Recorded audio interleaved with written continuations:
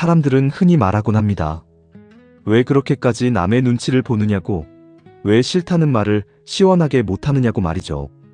혼자서 모든 짐을 끌어안고 끙끙 앓는 모습을 보며 주변에서는 답답해할지 모르지만 사실 우리에게 그것은 단순한 성격의 문제가 아닙니다. 어쩌면 이 거친 세상 속에서 살아남기 위해 우리의 몸과 마음이 필사적으로 배워온 아주 치열하고도 슬픈 생존 방식일지 모릅니다.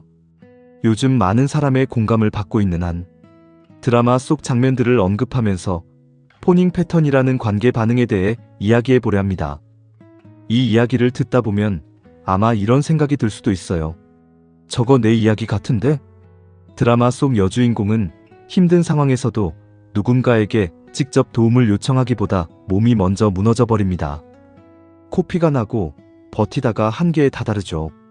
저 장면이 많은 사람에게 강하게 남는 이유는 단순히 주인공이 가련해서가 아닙니다.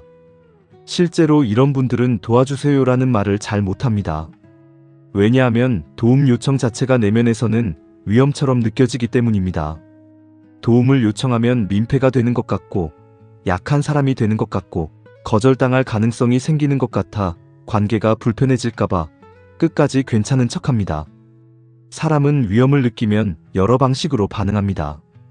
누군가는 싸우고 누군가는 도망가고 누군가는 얼어붙습니다. 그런데 어떤 사람들은 상대를 맞추기 시작합니다. 분위기를 읽고 상대 기분을 살피고 갈등을 피하고 자기 감정을 접어둔 채 관계를 유지하려고 하죠. 이걸 심리학에서는 포닝 반응 폰 리스판스이라고 부릅니다. 쉽게 말하면 나를 지워서라도 관계를 안전하게 만들려는 방식에 가깝습니다. 겉으로 보면 굉장히 착하고 배려 깊은 사람처럼 보입니다. 공감도 잘하고 상대 마음도 잘 읽고 웬만하면 갈등도 만들지 않아요. 그런데 자세히 들여다보면 그 사람 안에는 늘 긴장이 있습니다. 이 말을 하면 싫어하지 않을까? 실망하면 어떡하지?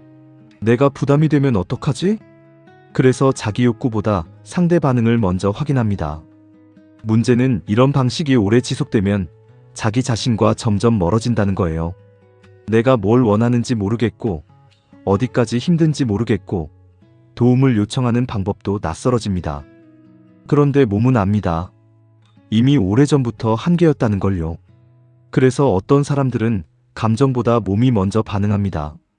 불면, 두통, 위장 문제, 공황, 만성피로, 과호흡. 몸이 대신 말하는 거예요. 이 사람 지금 너무 오래 버텼다. 흥미로운 건 이런 사람들이 타인에게는 굉장히 헌신적이라는 점입니다. 상대가 힘들다고 하면 밤새 도와주기도 하고 상처받은 사람 마음도 잘 이해합니다. 그런데 자기 차례만 되면 갑자기 멈춰요. 왜냐하면 마음 깊은 곳에서 나는 도움받을 만큼 중요한 사람이 아니다라는 감각이 자리 잡고 있는 경우가 많기 때문입니다. 그래서 이 사람들의 삶에는 무가치감이 아주 깊게 연결되어 있는 경우가 많아요.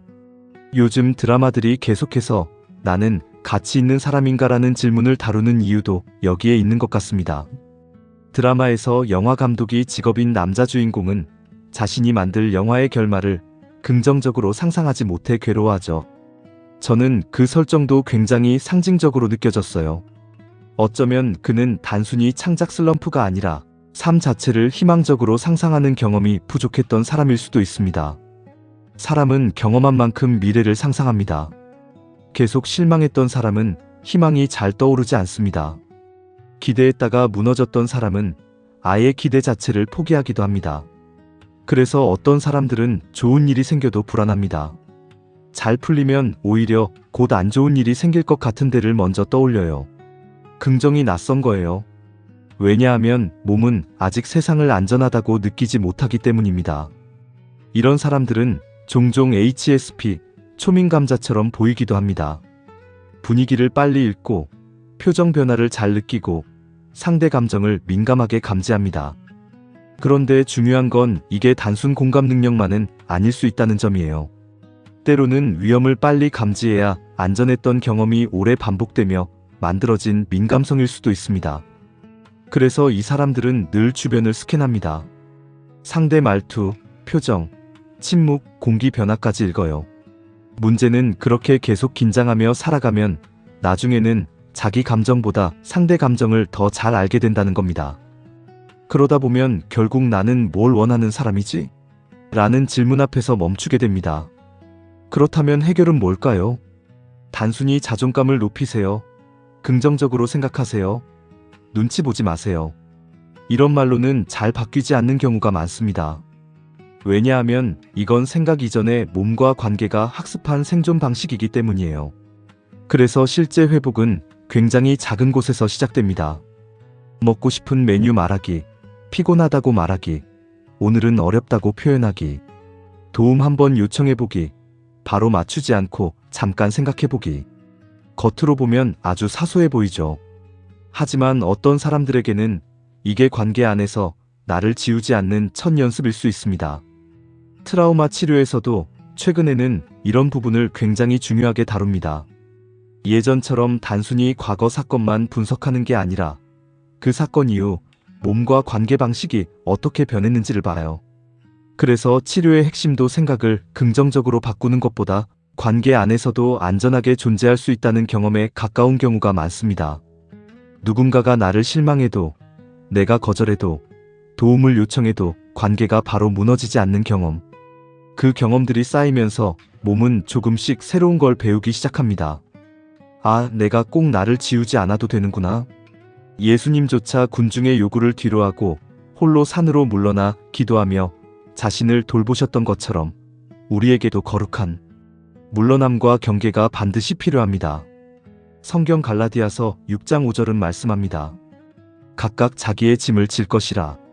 이 말씀은 서로를 돕되 각자의 존엄과 책임을 지키라는 경계의 권면이기도 합니다.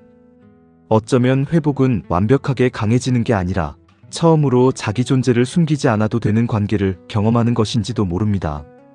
그리고 지금 이 영상을 보고 있는 누군가가 늘 괜찮은 척하며 살아왔다면, 늘 혼자 버텨왔다면, 도움을 요청하는 게 이상하게 두렵다면 그건 당신이 약해서가 아니라 너무 오래 살아남으려 했기 때문일 수도 있습니다. 그리고 이제는 살아남는 방식 말고 살아가는 방식을 배워도 괜찮을지 모릅니다. 인생의 본질을 분별하고 영혼의 자리를 찾아가는 시간, 분별의 자리였습니다. 오늘 영상이 당신의 지친 마음에 작은 쉼표와 위로가 되었기를 바랍니다.